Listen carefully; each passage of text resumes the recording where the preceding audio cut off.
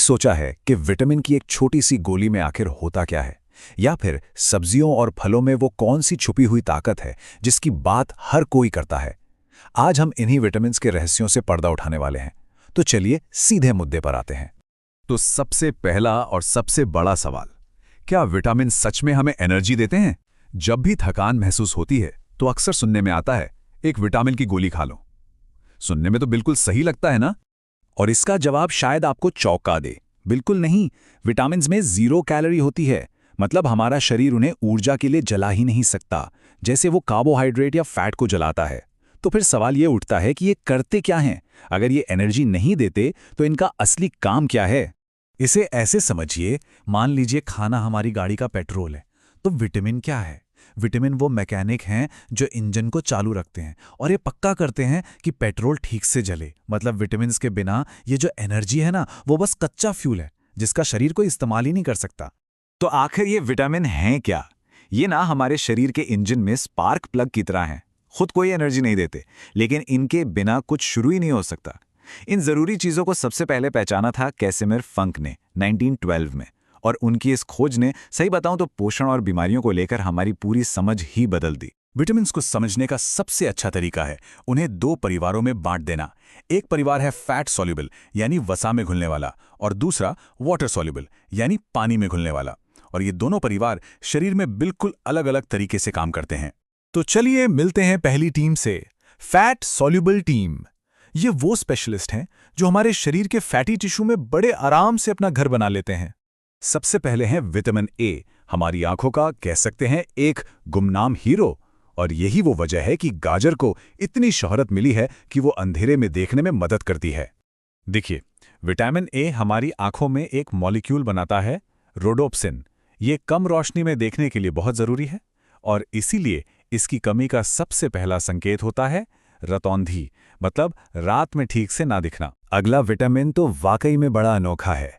एक ऐसा विटामिन जिसे हमारा शरीर खुद बना सकता है, पर उसे एक खास साथी की जरूरत होती है, सूरज। तो मिलिए विटामिन डी से। सबसे मजेदार बात पता है क्या है? विटामिन डी ना एक आम विटामिन से ज्यादा एक हार्मोन की तरह काम करता है। इसका मेन काम है शरीर को कैल्शियम सोखने में मदद करना, जो मजबूत हड्डियों के लिए सबसे जरूरी चीज है।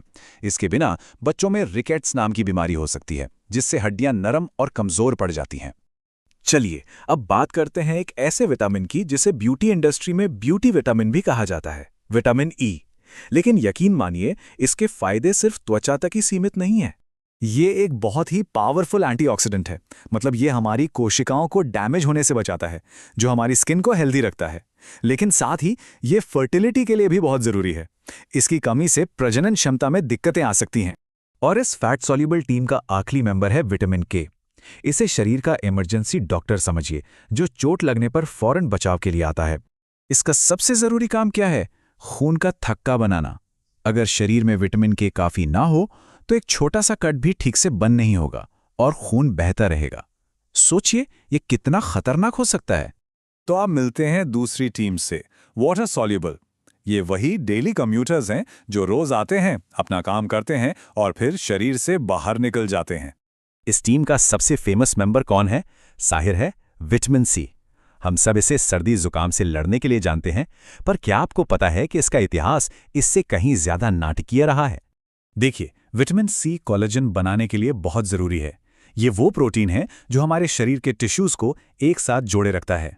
इसलिए घाव भरने और मसूड़ों को हेल्दी रखने के लिए ये इतना जरूरी है। इसकी कमी से होती है स्कर्वी, वो भयानक बीमारी जो सदियों तक समंदर में लंबे सफर पर जाने वाले नाविकों को होती थी, जिसमें मसूड़ों से खून आता था और भी बहुत कुछ होता था। अब बाकी विटामिन से अलग विटामिन बी कोई एक चीज नहीं है, ये तो एक पूरा परिवार है। 8 अलग अलग विटामिन्स का एक कॉम्प्लेक्स जो हमारे मेटाबॉलिज्म को चलाने के लिए एक टीम की तरह काम करते हैं। इनके केमिकल नाम थोड़े टेढ़े मेढ़े हो सकते हैं, लेकिन फिक्र करने की कोई बात नहीं है।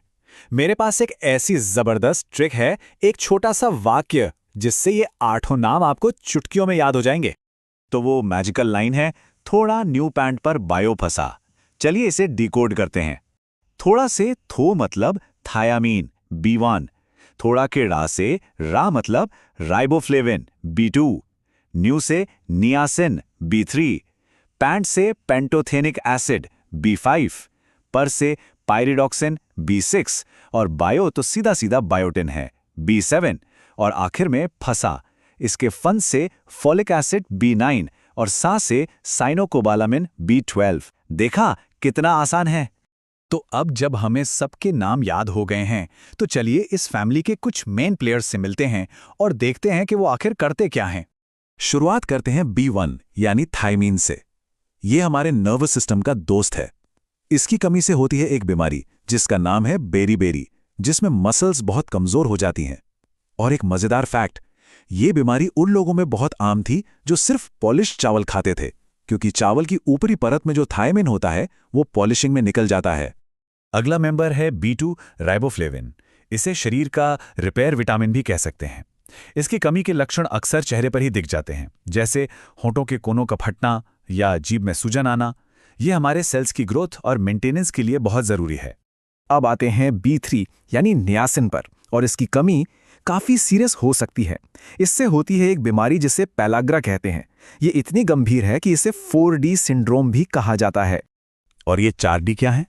पहला D है डायरिया यानी दस्त, दूसरा D है डिमेंशिया मतलब दिमाग पर असर, तीसरा D है डर्मेटाइटिस यानी स्किन पर प्रॉब्लम, और अगर इसे नजरअंदाज किया गया तो चौथा D है डेथ। तो आप समझ सकते हैं कि ये कोई मामूली बात नहीं है। ओके, आगे बढ़ते हैं B5 पर, पेंटोथेनिक एसिड। अच्छी बात यह है कि ये लगभग हर तरह के खाने में मिल जाता है, तो इसकी कमी बहुत कम लोगों में होती है। लेकिन अगर हो जाए तो इसके असर हो सकते हैं, जैसे बालों का वक्त से पहले सफ़ेद होना या दिमाग का थोड़ा धीमा चलना। अब बारी है B7 की, जिसे हम सब बायोटिन के नाम से जानते हैं। इसका एक और नाम है विटामिन H, और आप H को हेयर से याद रख सकते हैं। जी हाँ, ये बालों और स्किन के लिए बहुत फेमस है। इसकी कमी से बाल झड़ना एक आम समस्या है, और ज्यादा कमी होने पर शरीर में दर्द और यहाँ तक कि लकवे की शिकायत भी हो सकती है। अब है D9 यानी फोलिक एसिड। ये शरीर में नए सेल्स बनाने के लिए सुपर इंपॉर्टेंट है। इसकी कमी से एनीमिया हो सकता है, यानी खून की कमी। और हाँ, प्रेगनेंसी के दौरान ये बहुत ही ज्यादा जरूरी होता है बच्चे की सही ग्रोथ के लिए। और इस फैमिली का आखिरी लेकिन बहुत ही खास मेंबर है B12 साइनोकोबालामिन। ये भी B9 की तरह खून बनाने में मदद करता है, और इसकी कमी से अनीमिया और जॉन्डिस यानी पीलिया हो सकता है। पर B12 में एक ऐसी बात है जो किसी और विटामिन में नहीं है, और वो बात यह है कि B12 अकेला ऐसा विटामिन है जिसमें एक मेटल, एक धातु होती है। सही सुना आपने, इसमें होता है कोबाल्ट। इसीलिए तो इसके नाम में कोबाल आता है, साइनो कोबाल अमीन। ये चीज इसे सारे विटामिन्स में बिल्कुल यूनिक बना देती है। तो विटामिन्स की इस दुनिया के इस तेज टूर के बाद सबसे जरूरी बात क्या है जो हमें याद रखनी चाहिए? तो जो मेन मैसेज है वो बिल्कुल साफ है। विटामिन हमें एनर्जी नहीं देते, बल्कि उसे इस्तेमाल करने में मदद करते हैं।